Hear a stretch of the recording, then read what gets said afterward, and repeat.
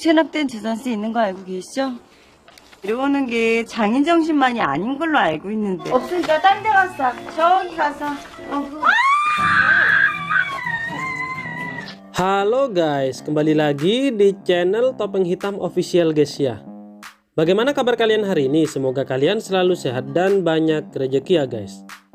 Kali ini kami akan menceritakan sebuah alur film berjudul Happiness for Sale. Film ini dirilis pada tahun 2013 yang disutradarai oleh sutradara terkenal yaitu Ikhwan Jong. Oke, tanpa basa-basi lagi, inilah seluruh jalan cerita lengkap film Happiness for Sale.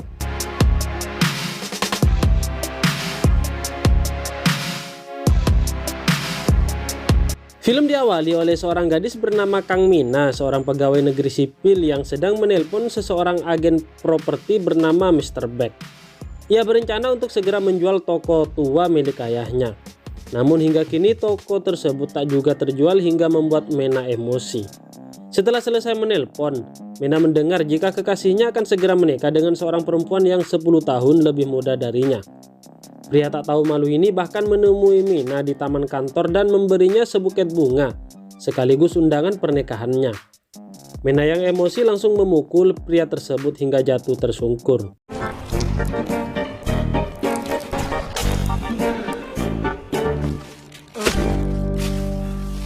Kini Mina bertugas untuk menagih pajak pada seorang pengusaha bernama Lee Jong-soo. Pria pengusaha yang tidak membayar pajak selama 2 tahun. Namun saat ditagih, Mina justru disiram seember air oleh Jong-soo. Kesialan Mina tak cukup sampai di situ. Saat ingin kembali ke kantor, sebuah mobil mewah menyerempetnya dan menyebabkan mobil kantornya rusak. Mina yang sudah emosi lantas memukul dan menendang mobil tersebut seperti orang kesetanan. Tak puas melampiaskan emosinya, Mina datang kembali ke rumah Jong-soo dan menabrak mobil mewah tersebut hingga menyebabkan kerusakan pada spion milik mobil Jong-soo. Kejadian ini sampai di telinga atasan Mina, hingga ia diskors selama 2 bulan atas tindakan gegabahnya sebagai PNS. 그렇죠? 그건 2개월 정지, 오케이? 과장님. 제가 구속감이라고. 당신 그동안 이해하시면. Mina akhirnya memilih pulang ke kampung halamannya. Ia segera menemui agen penjual bangunan untuk menanyakan kelanjutan tentang penjualan toko ayahnya. Setelah itu, ia pergi menjenguk ayahnya yang terbaring di rumah sakit.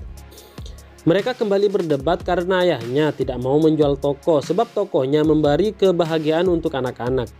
Mina yang muak lantas meninggalkan ayahnya dan menyuruh ayahnya untuk membayar biaya rumah sakitnya sendiri. Di tempat lain, seorang pria melihat toko Mina. Ia bernama Choi Kang Ho yang kini dapat pekerjaan menjadi wali kelas 4 tempat ia bersekolah dulu. Baru saja masuk hari pertama, Kang Ho langsung ditendang orang tua murid yang kesal sebab anaknya dipukul salah satu murid perempuan bernama Park So-young. Mina mulai membuka toko ayahnya. Ia teringat karena usaha ayahnya ini, ia sering dibully dan dipanggil si keripik jagung dan manusia koin. Di sekolah ia semakin dibully saat guru memberitahu jangan memakan keripik jagung karena makanan itu tidak sehat untuk dikonsumsi. Lantas hal ini Mina semakin dibully teman sekelasnya. Mina kecil mencoba segala cara agar teman-temannya mau memanggilnya Mina, sampai ia memberi semua alat tulisnya yang ada nama dirinya. Namun tetap saja ia dipanggil keripik jagung dan manusia koin oleh teman-temannya. Karena hal ini Mina semakin membenci ayahnya, tapi ayahnya tetap saja baik dan sayang kepada Mina. Malam ini, Kang Ho mulai merapikan peralatannya di rumah. Ia melihat borgol yang ia bawa dan teringat kalau dulu cita-citanya adalah menjadi seorang detektif. Kang Ho tersadar dari lamunan. Ia menyadari bahwa ia telah memasang borgol tersebut di tangannya. Namun bodohnya ia lupa membawa kunci borgol tersebut. Alhasil malam itu Kang Ho tidur dengan tangan yang diborgol. Esoknya, Mina mulai membuka toko kembali. Anak-anak senang karena mereka pikir Tuan Kang, ayah Mina telah berjualan lagi. Sampai di sana mereka agak kaget melihat Mina. Belum lagi sifat Mina yang galak pada anak-anak dan malah menyuruh mereka pergi dari tokonya.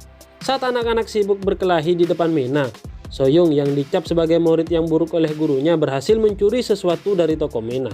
Saat kembali masuk ke sekolah, So-young tak sengaja menabrak Kang Ho. Polisi yang melihat tangan Kang Ho diborgol lantas mengira ia adalah seorang penjahat dan segera membawanya pergi.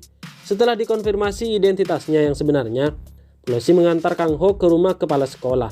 Kang Ho bilang ia sudah memesan kunci untuk borgol tersebut. Namun ia lupa memesan jasa layanan antar cepat. Dengan keadaan yang masih diborgol, Kang Ho senang melihat game masa kecilnya yaitu Street Fighter di depan warung Mina. Kang Ho menikmati permainan masa kecilnya. Namun Mina yang keluar dari warung kaget saat melihat Kang Ho dengan tangan yang diborgol dan mengira pria ini adalah seorang penjahat. Mina sampai mengancam Kang Ho dengan sebuah tongkat baseball dan menyuruhnya untuk segera pergi dari tokonya. Di hari yang sama, sang pengusaha properti yaitu Tuan Beck datang bersama pelanggan untuk melihat toko Mina. Pelanggan tersebut setuju untuk membeli toko ini dan akan kembali lagi nanti untuk penandatanganan surat menyurat. Mina yang senang mulai menjual isi toko ayahnya yang masih baru. Saat itu dua anak pemilik toko mainan Onsung datang dan melihat-lihat barang milik Mina. Mina datang melihat mereka dan mengusili bahwa makanan yang mereka makan berasal dari kepala ayam. Anak-anak yang takut segera pergi meninggalkan toko Mina. Saat kembali memeriksa salah satu kotak, Mina kaget karena ada satu yang telah terbuka. Mina segera mencari pelakunya. Saat keluar toko, Mina melihat beberapa anak yang duduk di kursi panjang menunggu bus. Mina yang tak suka dengan kehadiran anak-anak tersebut langsung mengusirnya. Padahal sebelumnya ayah Mina yaitu Tuan Kang selalu menyuruh anak-anak untuk menunggu di sana. Esoknya di sekolah, tidak ada satupun anak kelas 4 yang ingin makan dengan Soyung. Kang Ho memperhatikannya dari jendela, dan ia semakin penasaran setelah memeriksa hasil latihan Soyung yang mendapatkan nilai 0. Saat pelajaran olahraga, Kang Ho menasihati anak-anak untuk berteman dengan semua orang. Ia memperhatikan Soyung yang duduk sendiri dan menegurnya untuk kembali masuk ke barisan. Kang Ho menugaskan anak-anak untuk membawa seruling esok hari. Kembali ke toko, dari kaca tak sengaja Mina melihat seorang anak perempuan sedang mencuri seruling dari tokonya. Anak ini adalah Soyung. Mina segera mencegahnya saat akan keluar. Namun Soyung segera kabur dan Mina mengejarnya. Setelah kejar-kejaran yang cukup lama, akhirnya Mina berhasil menangkap Soyung dan membawanya ke hadapan Kang Ho selaku wali kelas 4. Mina agak kaget saat melihat pria yang ianggap buronan tempo hari ternyata adalah seorang guru. Meskipun Soyung sungguh mencuri, namun Kang Ho tetap membelanya dan berkata bahwa bukan hanya Mina yang menjual seruling di daerah ini. Akhirnya Kang Ho dan Mina berdebat. Soyung yang merasa tak enak hati akhirnya mengaku bahwa dia benar mencuri seruling dari tempat Mina. Soyung mengaku bahwa sebagai anak yang tidak memiliki perlengkapan lengkap, ia sering mencuri di toko Mina. Sebenarnya ayah Mina, Tuan Kang, mengetahuinya, namun ia tak menegur. Saat teman-teman Soyung melihatnya sedang mencuri dan guru membawanya ke toko Mina, Tuan Kang malah melindungi Soyung dan berkata bahwa Soyung hanya memasang label harga pada barang-barang tersebut. Tuan Kang begini, karena ia tahu alasan Soyung mencuri, sebab ayahnya masuk penjara, dan ibu Soyung telah lari meninggalkannya. Soyung juga tak berniat untuk mencuri. Ia mencatat semua barang yang telah ia ambil dalam sebuah buku catatan kecil dan menyerahkannya kepada Mina. Di rumahnya, Kang Ho merasa bersalah kepada Soyung. Ia sadar betul bahwa dia juga dipanggil pecundang oleh teman-temannya dan tak memiliki teman. Ia meluapkan perasaan galaunya dengan bermain game Street Fighter di depan kedai Mina. Namun tiba-tiba Kang Ho bersorak kesenangan karena ia berhasil meraih skor paling tinggi dan memberi inisial CKH pada nilainya tersebut. Keesokan harinya di tempat properti, sang pemilik mengatakan bahwa pembeli toko Mina mulai ragu karena toko tersebut tak kunjung ada pembeli. Di toko Mina, Kang Ho menyuruh anak-anak untuk pergi dari game Street Fighter karena ia ingin memfoto hasil skor tertinggi yang ia raih tadi malam. Namun ia kaget karena skornya telah diungguli oleh seseorang yang berinisial KBG. Kang Ho kembali ke kelas mengajar pelajaran seruling. Saat tiba giliran Soyung untuk bermain, Kang Ho malah melihat di jendela dan memperhatikan toko Mina. Ia penasaran siapa yang sudah mengunggulinya. Setelah Soyung selesai bermain suling, Kang Ho memujinya dan segera berlari ke toko Mina saat bel istirahat berbunyi. Mina sedang merapikan semua barang-barang di toko ayahnya. Tak sengaja ia melihat alat pembuatan dalgona yang sudah berdebu. Ia ingat bahwa dulu ia berteman dengan seorang anak laki-laki yang sama dibully sepertinya. Namun kini mereka sudah tak saling mengetahui kabar satu sama lain. Kang Ho bermain kembali dan berhasil mengungguli skor dari KBG. Ia sangat senang dan kembali ke sekolah. Namun kagetnya ia justru melihat Soyung sedang berkelahi dengan Taegwon. Taegwon dan gengnya kembali membuli Soyung. Kang Ho menyuruh mereka untuk berbaikan, namun mereka tak mau. Akhirnya dengan terpaksa Kang Ho memborgol sebelah tangan mereka satu sama lain. Taegwon dan Soyung mulai kesulitan karena saling diborgol. Saat ingin ke kamar kecil, Soyung mengusuli Taegwon hingga akhirnya ia mengompol di celana. Saat itu juga teman-teman Taegon datang. Demi melindungi Taegon supaya tak malu, Soyung langsung menyiram Taegon dengan air dan berpura-pura jahat hingga Taegon menangis. Singkat cerita, Taegon sudah berada dalam sebuah ruangan bersama Kang Ho. Sembari mengeringkan baju Taegon, Kang Ho menasihatinya bahwa luka di fisik bisa diobati. Sementara luka di hati Soyung tidak bisa diobati karena tidak bisa dilihat. Pada akhirnya, Taegon keceplosan dan mengakui bahwa ia sebenarnya menyukai Soyung dari kelas 2. Namun ia takut diketahui oleh teman-temannya. Kembali ke toko, Mina kini merubah taktiknya. Kini Mina langsung ramah kepada anak-anak dan menawarkan mereka aneka permainan dan mengajarkan mereka cara bermainnya. Tak butuh waktu lama, toko Mina langsung ramai oleh anak-anak. Anak pemilik toko sebelah yang bernama Osung melihat hal tersebut dan nampak marah. Bersama adiknya ia datang menemui Mina. Namun Mina memberitahu bahwa ia akan segera menjual toko ini dan harus segera menjual semua barang-barangnya. Akhirnya Osung dan adiknya setuju untuk membantu Mina.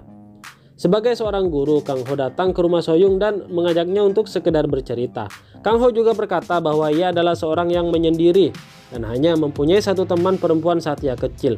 Namun ia kini sudah tak tahu di mana keberadaan teman masa kecilnya. Besoknya di kelas, Kang Ho meminta para murid untuk memuji temannya yang berdiri di depan. Semua murid saling memuji. Namun saat Soyung dipanggil maju, ia tak ada satupun murid yang mau memujinya. Tanpa diminta, Soyunglah yang memuji satu persatu temannya hingga mereka tertegun karena Soyung sangat memahami mereka. Taegon yang mendengarnya sampai menangis karena merasa bersalah pada Soyung. Kedai Mina semakin ramai. Agar barang di tokonya semakin banyak terjual, Mina memberi banyak diskon dan bonus. Saat itu Kang Ho datang dan melihat dua orang murid berkelahi karena bertaruh sejumlah uang seperti sedang berjudi. Mina yang keluar melihat kejadian tersebut langsung dimarahi Kang Ho karena membiarkan anak-anak bermain judi seperti ini. Perkelahian hampir saja terjadi jika saja pemilik properti yaitu Tuan Baek tidak segera datang.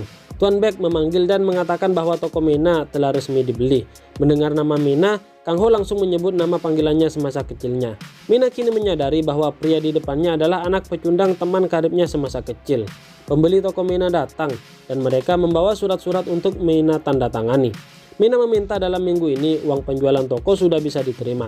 Malamnya Kang Ho datang menemui Mina dan mengajaknya bermain game. Kang Ho mengetahui akhirnya KBG adalah nama ayah Mina yaitu Kang Bonggun. Kang Ho mengatakan bahwa dulu ayahnya Mina sering memberi mainan agar mereka mau berteman dengan Mina. Di sini Mina terlihat sedih mendengar fakta tersebut karena selama ini ia telah salah paham kepada ayahnya. Besoknya Mina masih galau memikirkan perkataan Kang Ho tentang ayahnya.